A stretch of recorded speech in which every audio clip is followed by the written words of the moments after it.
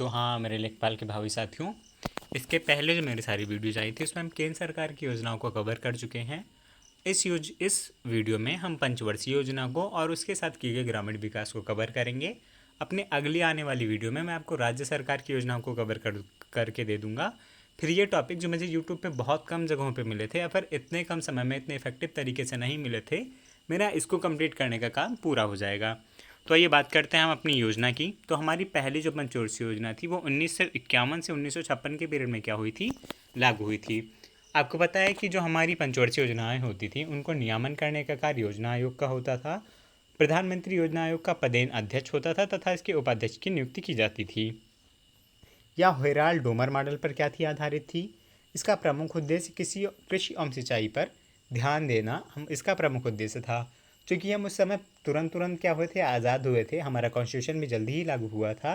तो जो हमारा सबसे इम्पॉर्टेंट सेक्टर था एग्रीकल्चर सेक्टर, उसके ऊपर ध्यान देना सबने क्या किया, बहुत इंपॉर्टेंट समझा। तो उस समय क्या किया था, कृषि के ऊपर इसकी ध्यान दी गई थी। इसमें ग्रामीण विकास के क्षेत्र में 1952 में सामुदायिक विकास कार्यक्रम व 1953 में राष्ट्रीय प्रसार सेवा, प्रचार नहीं प्रसार सेवा का क्या किया गया था, शुरुआत किया गया था। इसमें भाखड़ा नांगल, दामोदर नदी घाटी व हीराकुंड परियोजना की क्या की गई थी, शुरुआत की गई थी। भाखड़ा नांगल जो आपको पता ही है, सतलज नदी के ऊपर पंजाब में, दामोदर घाटी परियोजना दामोदर नदी पर, और आपका हीराकुंड जो बांध परियोजना है वो महानदी पर उड़ीसा में क्या है, स्थापित है। आते हैं अपनी अगली योजना पे, जो कि हमारी द्वितीय पंचवर्षीय योजना है। इसे 1956 से 1961 के पीरियड में लागू किया गया था। यह पीसी महालोबनिस मॉडल पर क्या थी, आधारित थी। इसमें कृषि के बाद में इंडस्ट्रियल सेक्टर, भारी उद्योगों पर क्या किया गया था, बल दिया गया था। राष्ट्रीय आय में 25% की वृद्धि व पूंजी निवेश को 11% करने का इसमें लक्ष्य रखा गया था। इसके तहत राउरकेला, भिलाई व दुर्गापुर में लौह इस्पात संयंत्र की स्थापना हुई थी। आपको पता है राउरकेला उड़ीसा में जर्मनी की सहायता से, भिलाई यूएसएसआर यानी संयुक्त रूस की सहायता से, उस समय यूएसएसआर मतलब जो था सोवियत संघ था, उसकी सहायता से भिलाई छत्तीसगढ़ में, और दुर्गापुर आपका पश्चिम बंगाल में ब्रिटेन की सहायता से क्या किया गया था, स्थापित किया गया था। चितरंजन लोकोमोटिव व सिंदरी उर्वरक कारखाना की स्थापना भी क्या की गई थी, द्वितीय पंचवर्षीय योजना के दौरान की गई थी। आगे आती है हमारी तृतीय पंचवर्षीय योजना। 1961 से 1966 के पीरियड में क्या थी, लागू थी। हमने देखा कि हमने उद्योगों पर बल दिया था, तो उस समय हमारे कृषि उत्पादन बहुत पिछड़ गया था और हमारे यहाँ मुद्रास्फीति तक की क्या हो गई थी, नौबत आ गई थी। तो इसलिए तृतीय पंचवर्षीय योजना में हमने कृषि और उद्योग पर क्या किया, एक साथ बल देने का प्रयास किया और इसकी मदद से आत्मनिर्भरता को प्राप्त करने का लक्ष्य रखा गया। लेकिन दुर्भाग्यवश 1962 में भारत चीन युद्ध और 1965 में भारत पाकिस्तान युद्ध तथा 1965-66 के पीरियड में भयंकर सूखा पड़ने के कारण यह योजना भारत की पंचवर्षीय योजनाओं के इतिहास में सबसे ज़्यादा फ्लॉप रही योजनाओं में से एक थी। इस समय क्या किया गया, रुपए का पहली बार अवमूल्यन किया गया और बोकारो स्टील संयंत्र की स्थापना रूस की मदद से क्या की गई, स्थापित किया गया। अगला जो हमारा था, चूंकि हम हालिया क्या थे, चीन से एक युद्ध हारे थे, इससे हमारी कंडीशन मतलब भारत की कंडीशन एक नई योजना को लागू करने की नहीं थी। इसीलिए क्या किया गया, वार्षिक योजनाओं को क्या किया गया, 1966 से 1969 के पीरियड में लागू किया गया। इस दौरान 1966 में बस यही इंपॉर्टेंट है कि दूसरी बार रुपए का क्या किया गया था, अवमूल्यन किया गया था। हमारी अगली आती है चौथी पंचवर्षीय योजना, जो कि 1969 से 1974 के पीरियड में क्या थी, लागू थी, जो कि डीआर गॉडगिल के मॉडल पर क्या थी, आधारित थी। जुलाई 1969 में 14 बैंकों का इसमें राष्ट्रीयकरण किया गया था। इसकी उद्देश्यों के सूची में 5.7% की दर से विकास दर का लक्ष्य एवं कृषि उत्पादन में बफर स्टॉक को क्या करना, बढ़ावा देना। चूंकि जिस समय हमारा क्या था, चीन से युद्ध चल रहा था, उसमें भारत में खाद्यान्न संकट भी आ गया था। इसलिए इस पंचवर्षीय योजना में हमने अपने यहाँ कृषि के या फिर अनाजों के बफर स्टॉक को करने की क्या किया था, एक लक्ष्य रखा था। ग्रामीण विकास के क्षेत्र में जो कि सूखा प्रवण क्षेत्र कार्यक्रम जो आपको पढ़ा चुका हूँ, जो आपका डेजर्ट प्रॉन एरियाज जो थे उसके लिए, फिर हॉट एरिड एरियाज को बचाने के लिए, मरुस्थलीकरण को रोकने के लिए सूखा प्रवण क्षेत्र कार्यक्रम इसी समय क्या किए गए थे, शुरू किए गए थे 1973-74 में।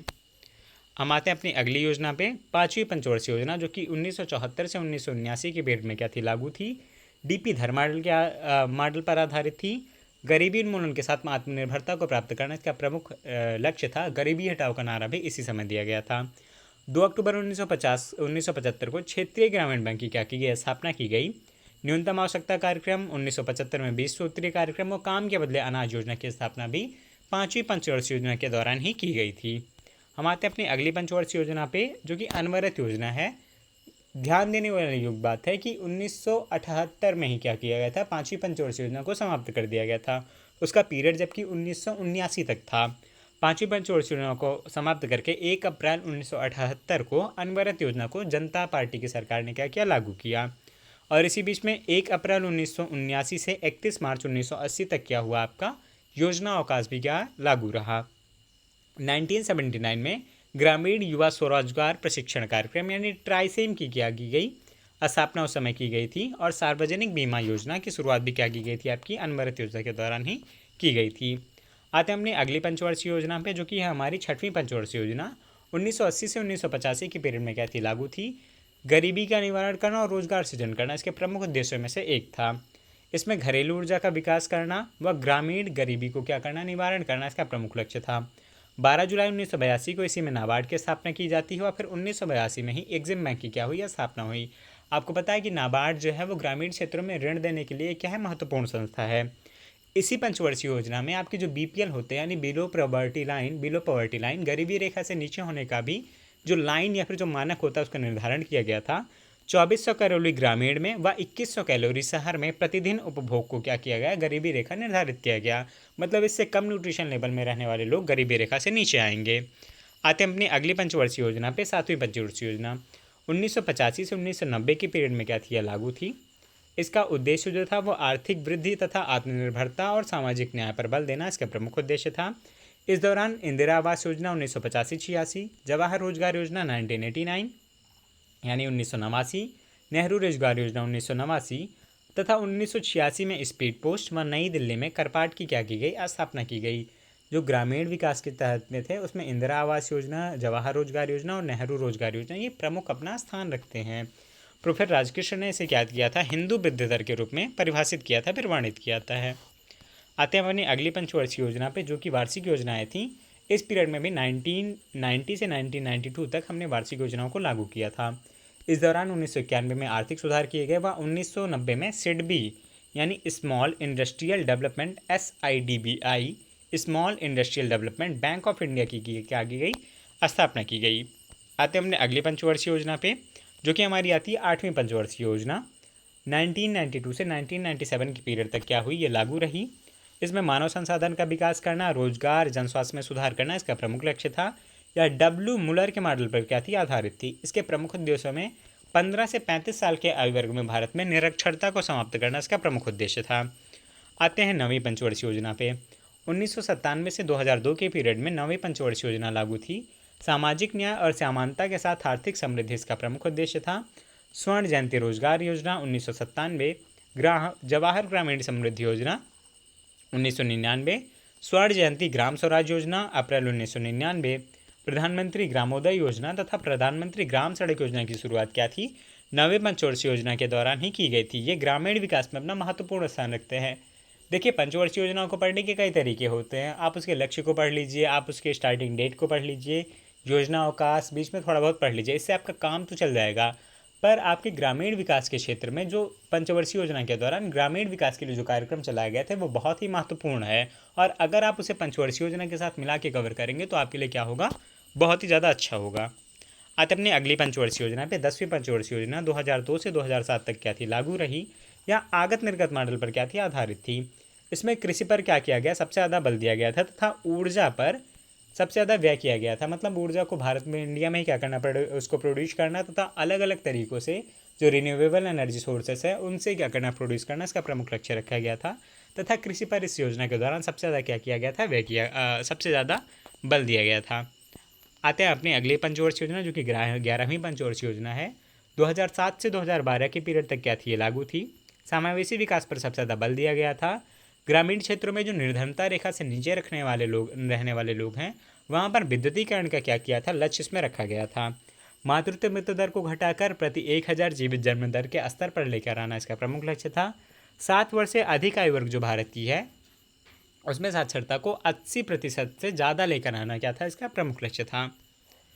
अगली पंचवर्षीय योजना, जो कि 12वीं पंचवर्षीय योजना थी, ये 2012 से 2017 के पीरियड में क्या थी, लागू थी। तीव्र गति के साथ समावेशी के विकास करना इसका प्रमुख लक्ष्य था। इसमें शहरों के विकास पर क्या किया गया, बल दिया गया तथा उद्योग, ऊर्जा, परिवहन, संचार, स्वास्थ्य आदि पर बल दिया गया था।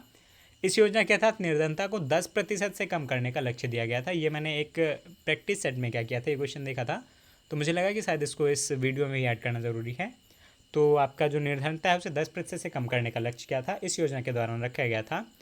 बाकी ध्यान देने वाली बात यह भी है कि 1 जनवरी 1915 से योजना आयोग को अस्तित्व से हटाकर नीति आयोग को क्या किया गया, लेके आया गया।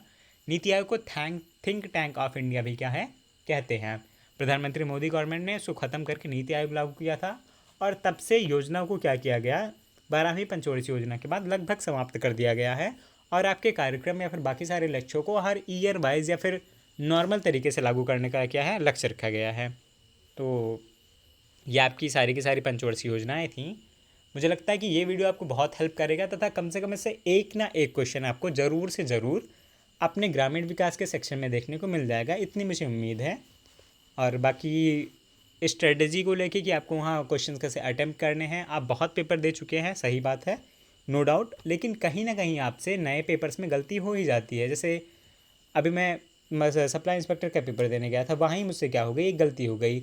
उस गलती में 2 पार्ट में क्या था, ऐसे पेपर के एक ही पेज में हिंदी और इंग्लिश में दोनों क्वेश्चन दिए हुए थे, पहले हिंदी वर्जन फिर उसके नीचे इंग्लिश वर्जन।